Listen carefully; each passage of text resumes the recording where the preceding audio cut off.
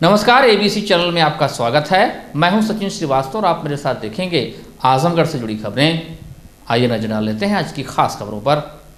खबर के प्रायोजक हैं wooden Touch Bhawarnath Azamgarh, a complete hardware store, Rama multi speciality hospital and trauma centre, Narauli, Azamgarh. जनपद में शुक्रवार को परंपरागत ढंग से गणेश चतुर्थी का पर्व मनाया गया। पुत्रों की दीर्घायु जीवन के लिए माताओं ने दिन भर निराजल व्रत रखा। शाम को पूजन अर्चन के साथ ही चंद्रमा को अर्घ्य देकर पुत्रों की दीर्घायु होने की कामना की। पूजा के बाद व्रती महिलाओं ने अपना व्रत तोड़ा। सुबह से ही पूजन अर्चन के लिए मंदिरों में काफी भीड़ उमड़ी रही। महिलाओं ने घर और मंदिरों में सोशल डिस्टेंसिंग का पालन करते हुए विधि विधान के साथ गणेश भगवान की पूजा की। महिलाओं ने प्रथम पूज्य देव भगवान गणेश को तिल के लड्डू चढ़ाए और कथा सुनी। शहर के लाल डिग्गी क्षेत्र स्थित बड़ा गणेश मंदिर में भगवान गणेश की प्रतिमा को भव्य श्रृंगार करके मोदक का भोग लगाया गया। दिन भर मंदिरों में पहुंचकर पूजन अर्चन करते महिलाएं दिखी। व्रती महिलाओं ने शुक्रवार को गणेश चतुर्थी व्रत पौराणिक कथा का श्रवण व स्मरण कर पुत्र के दीर्घायु की कामना की। शाम को पूजा की थाल में गुड़, तिल व गंजी रखकर चंद्रोदय की प्रतीक्षा में अपने अपने घरों के बाहर व छतों पर रहीं। चंद्र दर्शन के साथ ही महिलाओं ने अर्घ्य देकर विधि विधान से पूजन किया। शास्त्रों के अनुसार माघ मास की संकष्टी चतुर्थी के दिन व्रत रखने से सभी कष्टों से मुक्ति प्राप्त होती है। इस दिन माताएं गणेश चतुर्थी का व्रत करके अपने संतान की दीर्घायु और कष्टों के निवारण के लिए भगवान में से प्रार्थना करती हैं। संकष्टी चतुर्थी पर पूरे दिन व्रत रखकर शाम के समय चंद्रोदय के बाद चंद्रमा को अर्घ्य देकर व्रत का समापन करती हैं। इस अवसर पर इस वर्ष कोरोना की तीसरी लहर को देखते हुए सभी से अपील की गई कि कोरोना नियमों का पालन करते हुए मंदिर में दर्शन करने के लिए आए। बिना मास्क किसी को भी मंदिर परिसर में प्रवेश नहीं दिया जाएगा। महंत राजेश तिवारी ने बताया कि बड़ा गणेश मंदिर में कल के दिन लोगों की भीड़ उमड़ती है। माताएं बच्चों की दीर्घायु के लिए संकष्टी गणेश चतुर्थी का व्रत रखती हैं और मंदिर में भगवान गणेश का दर्शन करती हैं। भगवान को फूल माला के साथ ही दुर्वा, गुड़ और तिल का लड्डू अति प्रिय है, जिन्हें वो श्रद्धा पूर्वक समर्पित करती हैं। आज गणेश चतुर्थी है, गणेश जी की पूजा की जाती है। ये बच्चों की दीर्घायु के लिए पूजा की जाती है और ये हम लोग हिंदू परंपरा से मानते हैं कि बहुत ही अच्छा दिन है। क्या क्या चढ़ाया जाता है इसमें? इसमें गंजी चढ़ाई जाती है, तिल का गुड़ चढ़ाया जाता है और जो है धूप चढ़ाई जाती है, माला गणेश जी को, और शाम को जो है लाल फूल से अर्घ्य दिया जाता है। दर्शन करने यहाँ भीड़ बहुत है। हम लोग तो दर्शन करीब 30 साल से यहाँ आ रहे हैं, 26 साल से। का व्रत लड़कों के लिए किया जाता है। ये व्रत इसमें काला तिल, लाल गंजी, लाल मतलब लाल सब समा रहता है। गणेश भगवान का पूजा होता है। ये व्रत बच्चों के लिए होता है, गणेश भगवान की। बहुत ज़्यादा भीड़ है, बहुत ज़्यादा भीड़ है यहाँ पे। नहीं, बुधवार को आते हैं। यहाँ पे जो भी अंदर जिसके भी मनोकामना जो भी मानता है उसकी सारे मनोकामना पूरी होती है। गणेश जी का व्रत है। कितनी भीड़ है यहाँ लोगों की? हजारों लोगों की भीड़ है, कुछ काफी ज्यादा है। किसके लिए किया जाता है? बच्चे अपने बेटे के लिए। क्या क्या चढ़ाया जाता है?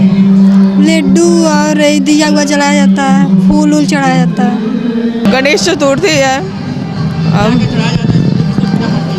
दूब और लड्डू यही सब।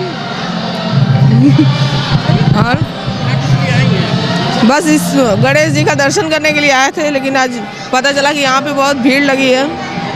बस बोल रहे हैं क्या? हाँ, यहाँ पे हमेशा बुधवार के दिन बहुत भीड़ होती है।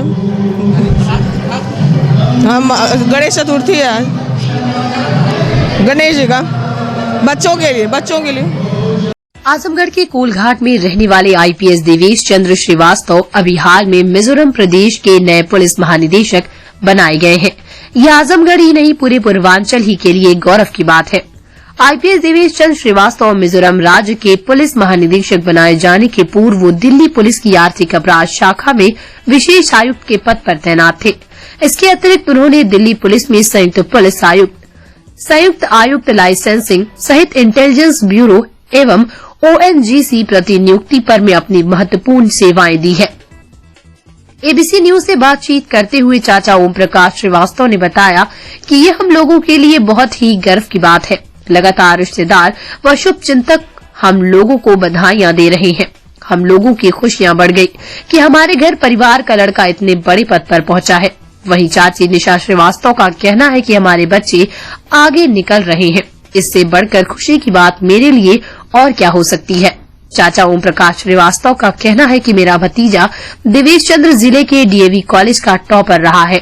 वर्ष 1987 में यहां से टॉप करने के बाद 1991 में गोरखपुर के मदन मोहन मालवीय इंजीनियरिंग कॉलेज से इंजीनियरिंग की है और 1995 में आईपीएस में सिलेक्ट हो गया। तब से लगातार तरक्की करते करते आज डीजीपी बन गया। हम लोगों के लिए गौरव की बात है। इससे पूर्व 21 नवंबर को जिले के ही मल्लुपुर के रहने वाले आईपीएस इंद्रदेव शुक्ला का गोवा का डीजीपी बनाया गया था। इंद्रदेव शुक्ला के डीजीपी बनाए जाने के बाद गांव व परिवार में जश्न का माहौल था। इंद्रदेव शुक्ला भी 1995 बैच के आईपीएस हैं। हाई स्कूल और इंटरमीडिएट की शिक्षा उनकी कप्तानगंज बाजार स्थित तिरही के इंटर कॉलेज से हुई। इसके बाद उन्होंने अपने जीवन का लक्ष्य निर्धारित कर इलाहाबाद विश्वविद्यालय का रुख किया, जहां उन्हें विज्ञान वर्ग में प्रवेश मिला। 1995 में भारतीय प्रशासनिक सेवा में उनका चयन हो गया और उन्होंने गोवा पुलिस सर्विस ज्वाइन की। इंद्रदेव शुक्ल गोवा में एसडीपी और एसपी भी रह चुके हैं। देवेश चंद्र श्रीवास्तव मेरे भतीजा का नाम है। वो हाई इंटर डीएवी में 87 में टॉप किए थे और 91 में मदन मोहन मालवीय से इंजीनियरिंग की थी और 95 बैच के आईपीएस हैं और इस समय मिजोरम के डीजीपी हैं हुए हैं। हम लोगों को बहुत खुशी है, हमारे परिवार का लड़का है, इतना ऊंचाई पर सब लोग बधाइयाँ तमाम आ रही हैं, सब लोग खुश हैं। गांव हमारा यहाँ से 40 किलोमीटर पड़ता है, बूढ़नपुर तहसील रेठिया गांव से भी सब जुड़ा हुआ है। सब लोग गांव भी आते जाते हैं, यहाँ भी आते जाते हैं। जिलाधिकारी अमृत त्रिपाठी ने शुक्रवार को राहुल प्रेक्षागृह में आगामी 23 जनवरी 2022 को आयोजित होने वाले उत्तर प्रदेश शिक्षक पात्रता परीक्षा के लिए आयोजित प्रशिक्षण कार्यक्रम में अधिकारियों को निर्देश दिया कि आज और कल के दिनांक में सभी एसडीएम, सीओ सभी परीक्षा केंद्रों को चेक कर सभी आवश्यक व्यवस्थाओं को कराना सुनिश्चित करें। उन्होंने निर्देश दिया कि सभी परीक्षा केंद्रों पर सीसीटीवी कैमरे प्रवेश द्वार से परीक्षा तक प्रत्येक दशा में चालू हालत में होना चाहिए। जिला अधिकारी ने कहा कि मौसम खराब होने के कारण प्रश्न पत्रों को निर्धारित समय से आधा घंटा पहले प्राप्त कर परीक्षा केंद्रों पर पहुंचाना सुनिश्चित करें। जिलाधिकारी ने निर्देश दिया कि कोई भी परीक्षार्थी किसी भी दशा में मोबाइल फोन अथवा किसी भी प्रकार के इलेक्ट्रॉनिक गैजेट परीक्षा कक्ष में न ले जाने पाए। उन्होंने कहा कि सभी परीक्षार्थियों के बैग एवं अन्य सामानों को केंद्र व्यवस्थापक सुरक्षित रखने की व्यवस्था सुनिश्चित करें। उन्होंने समस्त केंद्र व्यवस्थापकों को निर्देश दिया कि विद्यालय के सभी कमरों की खिड़कियों की मरम्मत एवं शौचालय में पानी आदि की व्यवस्था कराना सुनिश्चित करें। उन्होंने कहा कि परीक्षा केंद्र के 100 मीटर की परिधि में धारक 144 के अंतर्गत कोई भी अधिकारी कर्मचारी एंड्रॉयड फोन नहीं ले जाएगा। उन्होंने कहा कि अधिकारी कर्मचारी को केवल कीपैड फोन ले जाने की अनुमति होगी।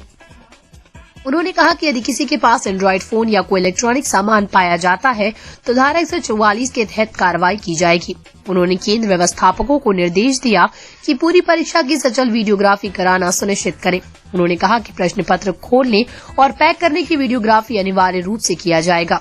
जिलाधिकारी ने कहा कि सभी अभ्यर्थी अपने साथ पहचान पत्र के रूप में driving licence, PAN card, voter ID card, passport, Aadhaar card की मूल प्रति अवश्य लाएं। जिलाधिकारी ने सभी अधिकारियों एवं केंद्र व्यवस्थापकों को निर्देश दिया कि परीक्षा के दौरान कोविड गाइडलाइन का अनुपालन सख्ती से सुनिश्चित किया जाएगा। उन्होंने कहा कि सभी परीक्षा केंद्रों पर थर्मल स्कैनर, सैनिटाइजर, मास्क आदि की व्यवस्था प्रत्येक दशा में सुनिश्चित की जाएगी। इस अवसर पर जिलाधिकारी प्रशासन अनिल कुमार मिश्र, समस्त उप जिलाधिकारी, जिला विद्यालय निरीक्षक डॉक्टर वीके शर्मा सहित सेक्टर मजिस्ट्रेट एवं स्टैटिक मजिस्ट्रेट एवं समस्त केंद्र व्यवस्थापक उपस्थित रहे। टीईटी की परीक्षा के संबंध में आज जितने स्टैटिक मजिस्ट्रेट और पर्यवेक्षक लगे हैं उनको ट्रेनिंग दी गई है और उनको स्पष्ट रूप से सारे नियमों के बारे में बताया गया है। जनपद संवेदनशील जनपदों में है परीक्षा के दृष्टिकोण से, तो इसमें प्रभावी सेक्टर व्यवस्था लागू की गई है और धारा 144 भी लगाई। जिलाधिकारी अमृत त्रिपाठी ने शुक्रवार को राहुल प्रेक्षागृह में आगामी 23 जनवरी 2022 को आयोजित होने वाले उत्तर प्रदेश शिक्षक पात्रता परीक्षा के लिए आयोजित प्रशिक्षण कार्यक्रम में अधिकारियों को निर्देश दिया कि आज और कल के दिनांक में सभी एसडीएम, सीओ सभी परीक्षा केंद्रों को चेक कर सभी आवश्यक व्यवस्थाओं को कराना सुनिश्चित करें। उन्होंने निर्देश दिया कि सभी परीक्षा केंद्रों पर सीसीटीवी कैमरे प्रवेश द्वार से परीक्षा तक प्रत्येक दशा में चालू हालत में होना चाहिए। जिला अधिकारी ने कहा कि मौसम खराब होने के कारण प्रश्न पत्रों को निर्धारित समय से आधा घंटा पहले प्राप्त कर परीक्षा केंद्रों पर पहुंचाना सुनिश्चित करें। जिलाधिकारी ने निर्देश दिया कि कोई भी परीक्षार्थी किसी भी दशा में मोबाइल फोन अथवा किसी भी प्रकार के इलेक्ट्रॉनिक गैजेट परीक्षा कक्ष में न ले जाने पाए। उन्होंने कहा कि सभी परीक्षार्थियों के बैग एवं अन्य सामानों को केंद्र व्यवस्थापक सुरक्षित रखने की व्यवस्था सुनिश्चित करें। उन्होंने समस्त केंद्र व्यवस्थापकों को निर्देश दिया कि विद्यालय के सभी कमरों की खिड़कियों की मरम्मत एवं शौचालय में पानी आदि की व्यवस्था कराना सुनिश्चित करें। उन्होंने कहा कि परीक्षा केंद्र के 100 मीटर की परिधि में धारा 144 के अंतर्गत कोई भी अधिकारी कर्मचारी एंड्रॉयड फोन नहीं ले जाएगा। उन्होंने कहा कि अधिकारी कर्मचारी को केवल कीपैड फोन ले जाने की अनुमति होगी। उन्होंने कहा कि यदि किसी के पास एंड्रॉयड फोन या कोई इलेक्ट्रॉनिक सामान पाया जाता है तो धारा 144 के तहत कार्रवाई की जाएगी। उन्होंने केंद्र व्यवस्थापकों को निर्देश दिया कि पूरी परीक्षा की सचल वीडियोग्राफी कराना सुनिश्चित करें। उन्होंने कहा कि प्रश्न पत्र खोलने और पैक करने की वीडियोग्राफी अनिवार्य रूप से किया जाएगा। जिलाधिकारी ने कहा कि सभी अभ्यर्थी अपने साथ पहचान पत्र के रूप में driving licence, PAN card, voter ID card, passport, Aadhaar card की मूल प्रति अवश्य लाएं। जिलाधिकारी ने सभी अधिकारियों एवं केंद्र व्यवस्थापकों को निर्देश दिया कि परीक्षा के दौरान कोविड गाइडलाइन का अनुपालन सख्ती से सुनिश्चित किया जाएगा। उन्होंने कहा कि सभी परीक्षा केंद्रों पर थर्मल स्कैनर, सैनिटाइजर, मास्क आदि की व्यवस्था प्रत्येक दशा में सुनिश्चित की जाएगी। इस अवसर पर जिलाधिकारी प्रशासन अनिल कुमार मिश्र, समस्त उप जिलाधिकारी, जिला विद्यालय निरीक्षक डॉक्टर वीके शर्मा सहित सेक्टर मजिस्ट्रेट एवं स्टैटिक मजिस्ट्रेट एवं समस्त केंद्र व्यवस्थापक उपस्थित रहे। टीईटी की परीक्षा के संबंध में आज जितने स्टैटिक मजिस्ट्रेट और पर्यवेक्षक लगे हैं उनको ट्रेनिंग दी गई है और उनको स्पष्ट रूप से सारे नियमों के बारे में बताया गया है। जनपद संवेदनशील जनपदों में है परीक्षा के दृष्टिकोण से, तो इसमें प्रभावी सेक्टर व्यवस्था लागू की गई है और धारा 144 भी लगाई गई है सेंटर्स के 100 मीटर की परिधि में, जिसमें कि मोबाइल फ़ोन और अन्य इत्यादि इलेक्ट्रॉनिक इक्विपमेंट्स को भी बैन किया गया है। ठीक है, दिशा निर्देश यही है कि जो शासन से निर्देश आए हैं उसका अक्षरशः अनुपालन करेंगे और कहीं भी कोताही आएगी तो उसमें किसी भी लेवल तक बख्शा नहीं जाएगा। परीक्षा के दौरान सुरक्षा के चाक चौबंद इंतजाम रहेंगे, जिसकी विस्तृत जानकारी एसपी सिटी शैलेंद्र लाल ने दी। हर सेंटर पे पर्याप्त ड्यूटियां लगाई गई हैं। एक सब इंस्पेक्टर तैनात किया गया है, 2 पुरुष कांस्टेबल हैं, 2 महिला कांस्टेबल हैं। इसके अलावा जितने भी स्टैटिक मजिस्ट्रेट हैं उनके साथ एक हेड कांस्टेबल और एक कांस्टेबल की ड्यूटी लगाई गई है और जितने सेक्टर मजिस्ट्रेट हैं उनके साथ भी पर्याप्त पुलिस बल लगाया गया है। ट्रेजरी पे पुलिस बल है और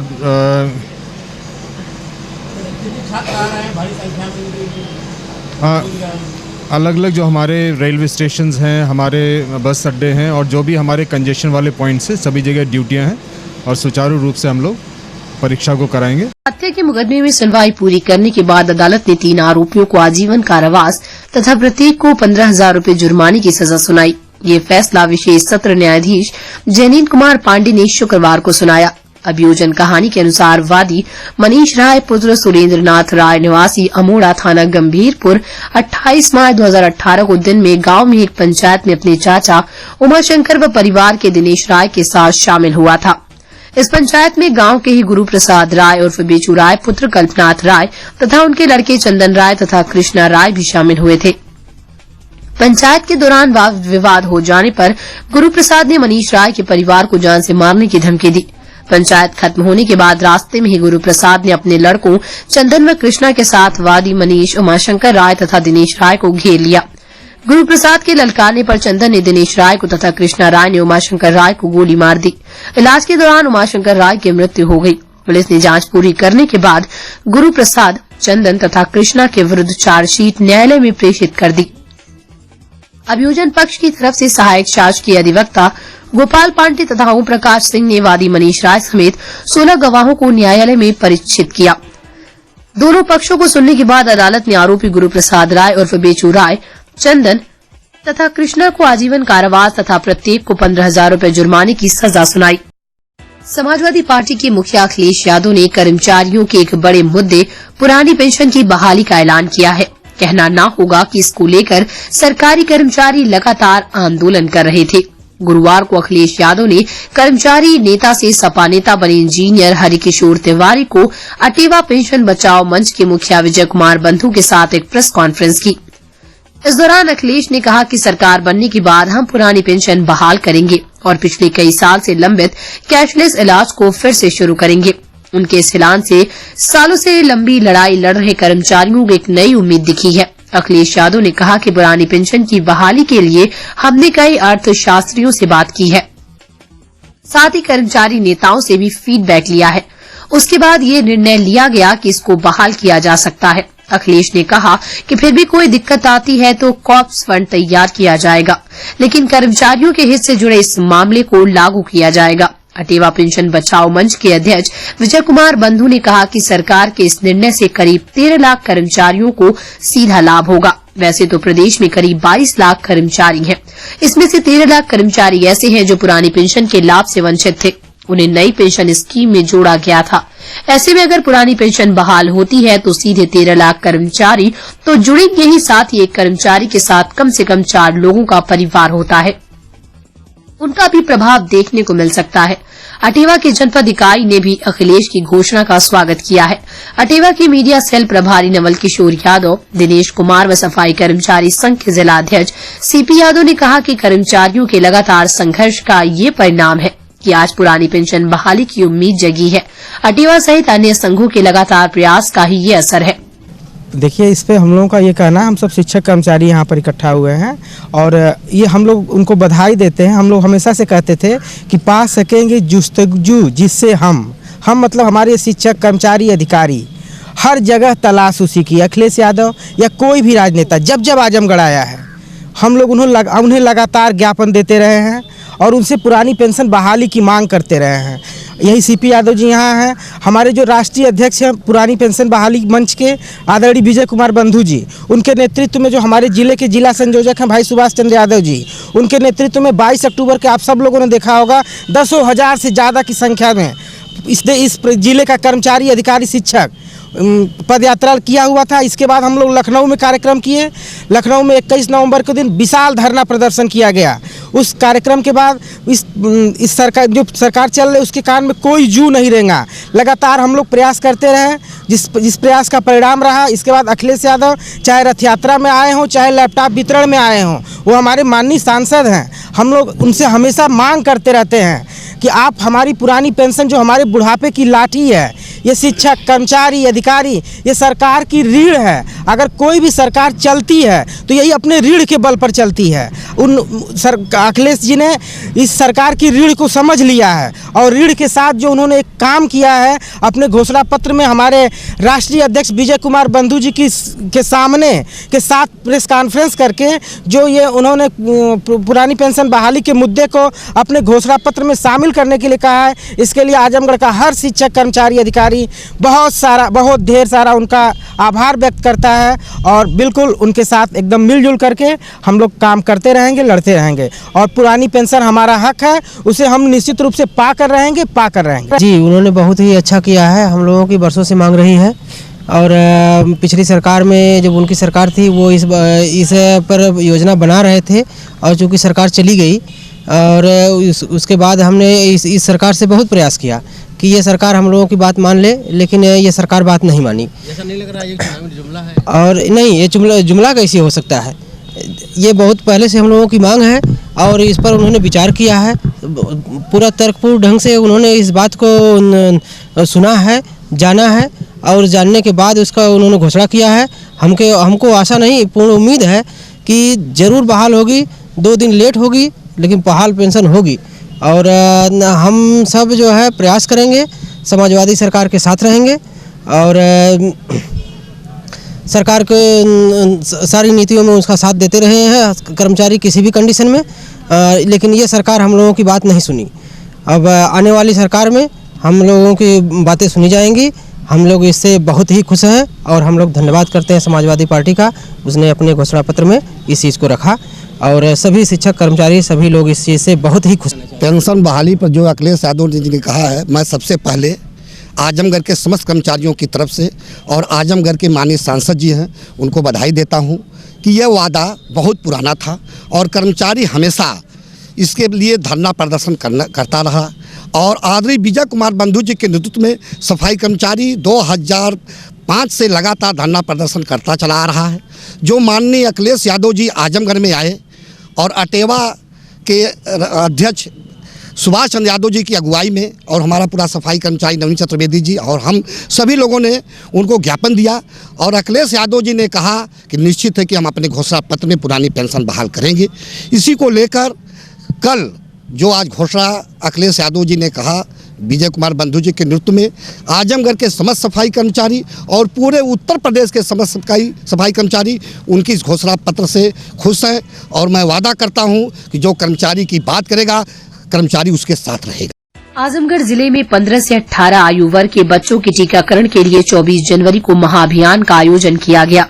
जिलाधिकारी अमृत त्रिपाठी ने बताया कि 15 से 18 साल तक के छूटे हुए सभी बच्चों का एक साथ 24 जनवरी को वैक्सीनेशन कराया जाएगा, जिसके लिए सभी विद्यालयों के प्रबंधकों और मदरसा के प्रबंधकों से छूटे हुए सभी बच्चों के वैक्सीनेशन की अपील की गई। कहा कि इसके अलावा स्वास्थ्य विभाग की team door to door survey भी करेगी। जिलाधिकारी ने कहा कि हमारा लक्ष्य है कि वैक्सीनेशन में आजमगढ़ उत्तर प्रदेश में माइलस्टोन स्थापित करे। देखिए 24 तारीख को हम अपने जनपद में जितने 15 से 17 साल के बच्चे हैं, ये हम लोगों ने लक्ष्य बनाया है कि हम उसी दिन लगभग सबको वैक्सीनेट करा देंगे। इसके संबंध में हम लोग एक महाअभियान चला रहे हैं और सभी स्कूल के प्रबंधकों से, सभी मदरसों के प्रबंधकों से, कोचिंग के प्रबंधकों से सबसे मेरा अनुरोध रहेगा, अपील रहेगी कि उस दिन अपने जितने छूटे हुए लोग हैं उनको स्कूल में बच्चों को भी लेके आए, जो 18 साल की जिनको सेकंड डोज लगनी है उनको भी लेके आए। हम लोग डोर टू डोर सर्वे भी उस इलाके में कराएंगे। हम चाहते हैं कि प्रदेश में आजमगढ़ एक ऐसा माइलस्टोन बना दे कि एक ही दिन में हम सभी बच्चों को वैक्सीनेट करेंगे, जिससे कि कोरोना की जो लहर है ये पूरी तरीके से हमारे जनपद में समाप्त हो जाए। रमा हॉस्पिटल नरौली आजमगढ़ में doctor Amit Singh, doctor Khushboo Singh, doctor Pankaj Sharma, doctor Ajeet Kumar, doctor Amit Kumar Singh, doctor Brajesh Kumar Chauhan, doctor Dheeraj Singh, doctor Ankur Yadav और डॉक्टर एस.के. चौधरी दे रहे हैं अपनी सेवाएं। सभी प्रकार की ऑपरेशन की सुविधा, ICU, ICCU, 24 घंटे इमरजेंसी, वेंटिलेटर युक्त ambulance, blood bank, digital X-ray, cath lab एवं डायलिसिस की सुविधा उपलब्ध। Rama multi speciality hospital and trauma centre Narauli Azamgarh. Wooden Touch Bhawarnath Azamgarh, a complete hardware store. हमारे यहाँ branded plywood, flush door, designer door, PVC door, 4 mica, fancy hardware, kitchen की chimney एवं modular kitchen की exclusive range उपलब्ध। अपने आशियाने में लगाइए 4 चांद, पहुंचिए वुडन टच भवरनाथ आजमगढ़।